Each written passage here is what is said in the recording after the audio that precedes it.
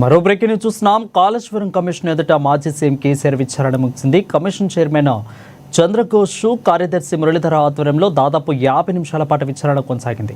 అయితే దాదాపు 14 నెలల పాటు ఇప్పటి వరకు అధికారులు, నిర్మాణ సంస్థల ప్రతినిధులు, మాజీ మంత్రులను విచారించిన కమిషన్ వారి ఇచ్చిన స్టేట్మెంట్ను బేస్ చేసుకుని కేసీఆర్ను క్రాస్ ఎగ్జామినేషన్ చేశారు. ఇక కేసీఆర్ను 115వ సాక్షిగా కాళేశ్వరం కమిషన్ విచారించింది. కాళేశ్వరం ప్రాజెక్టు నిర్మాణం తీసుకున్న నిర్ణయాలపైనే ప్రధానంగా ప్రశ్నించినట్లు తెలుస్తుంది.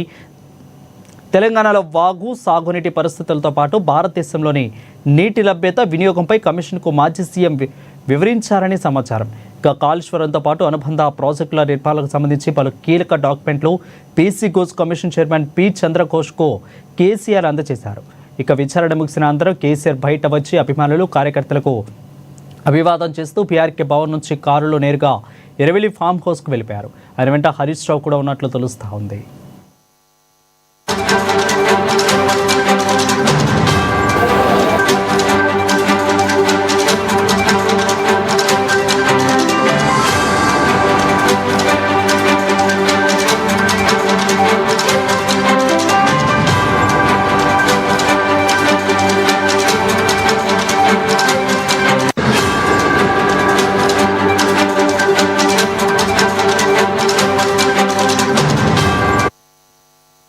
ఇక కాళేశ్వరం కమిషన్ ఎదుట మాజీ సీఎం కేసీఆర్ విచారణ ముగిసింది. కమిషన్ చైర్మన్ జస్టిస్ చంద్రఘోష్, కార్యదర్శి మురళీధర్ ఆధ్వర్యంలో దాదాపు 50 నిమిషాల పాటు విచారణ కొనసాగింది. దీనిపై మరింత సమాచారం మా ప్రతినిధి భవిత లైవ్ ద్వారా అందిస్తారు. భవిత, చెప్పండి, ఎలాంటి ప్రశ్నలు కేసీఆర్ని అడిగి ఉండొచ్చు?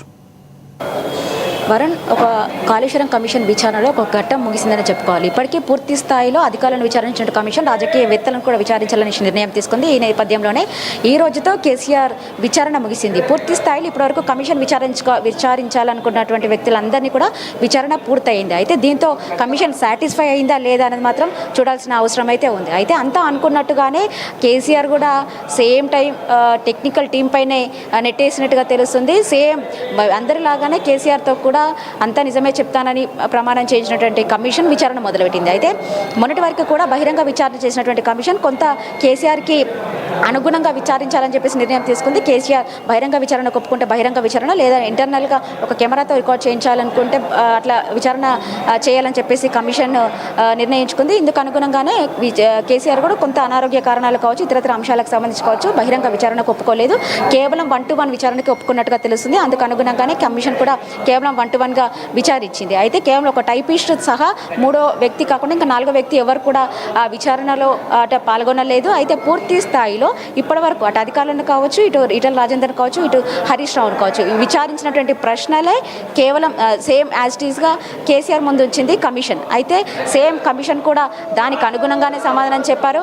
కేవలం అంటే ప్రాజెక్టు నిర్మాణానికి కావాల్సినటువంటి అనుమతులు, అసలు ప్రాజెక్టు ఎవరు నిర్మాణించాలని చెప్పేసి నిర్ణయం తీసుకున్నారు. అంతేకాకుండా ప్రాజెక్టు ఒక దగ్గర నుంచి ఇంకొక దగ్గరికి షిఫ్ట్ చేయాల్సినటువంటి కారణాలు, షిఫ్ట్ చేయడానికి గల కారణాలు, ఇవన్నిటిని కూడా పూర్తి స్థాయిలో మరొకసారి కేసీఆర్ని విచారించినట్టుగా తెలుస్తుంది. అయితే పూర్తి స్థాయిలో అంటే సేమ్ అదే సమాధానం ఇస్తూ వచ్చాడు. ప్రాణహిత చేవల దగ్గర, తమ్మిడేటి దగ్గర కావాల్సినటువంటి ప్రాజెక్ట్ నిర్మాణానికి మహారాష్ట్ర గవర్నమెంట్ ఒప్పుకోకపోవడంతోనే మేడిగడ్డకు షిఫ్ట్ చేస్తామని, మేడిగడ్డలో పూర్తి స్థాయి అనుమతులు కావచ్చు, నిపుణుల సలహాలు, సూచనలు అన్నీ పూర్తి స్థాయిలో తీసుకున్న తర్వాతనే, అంటే కేంద్ర రంగ సంస్థల నుంచి అనుమతులు తీసుకున్న తర్వాతనే ప్రాజెక్టు నిర్మాణం జరిగిందని చెప్పేసి కూడా వాళ్ళు వివరణ ఇచ్చిన సందర్భం ఉంది. అయితే కేబినెట్ నిర్ణయంతోనే ప్రాజెక్ట్ నిర్మాణం జరిగిందని చెప్పేసి కమిషన్ అడిగినటువంటి ప్రశ్నలకు మాత్రం ఖచ్చితంగా అంటే విచారణ ప్రారంభం, అంటే ఏదైతే ప్రాజెక్టు ప్రారంభంలోనే ఒక సబ్ కమిటీ వేయడం జరిగింది. సబ్ కమిటీ నిర్ణయాలు కావచ్చు, క్యాబినెట్లు ప్రతి అంశాన్ని నిర్ణయం తీసుకున్న తర్వాతనే, క్యాబినెట్ పూర్తి స్థాయిలో అప్రూవల్ ఇచ్చిన తర్వాతనే ప్రాజెక్టు నిర్మాణం జరిగిందని చెప్పేసి కూడా కేసీఆర్ చెప్పిన సందర్భం అయితే ఉంది. ఇవన్నీ అంశాలను కూడా పూర్తి స్థాయిలో కేసీఆర్ వివరణతో కూడుకున్నటువంటి అంశాలు కావచ్చు. అంతేకాకుండా డాక్యుమెంటేషన్ కూడా పూర్తి స్థాయిలో, అంటే కాళేశ్వరం కట్టడానికి గల కారణాలు, కాళేశ్వరం కడితే అంటే మన తెలంగాణ కావచ్చు, దేశవ్యాప్తంగా ఉన్నటువంటి ప్రయోజనాలకు సంబంధించి పూర్తి స్థాయిలో వాళ్ళ ముందు ఒక డాక్యుమెంటేషన్ ఉంచినట్టుగా తెలుస్తుంది.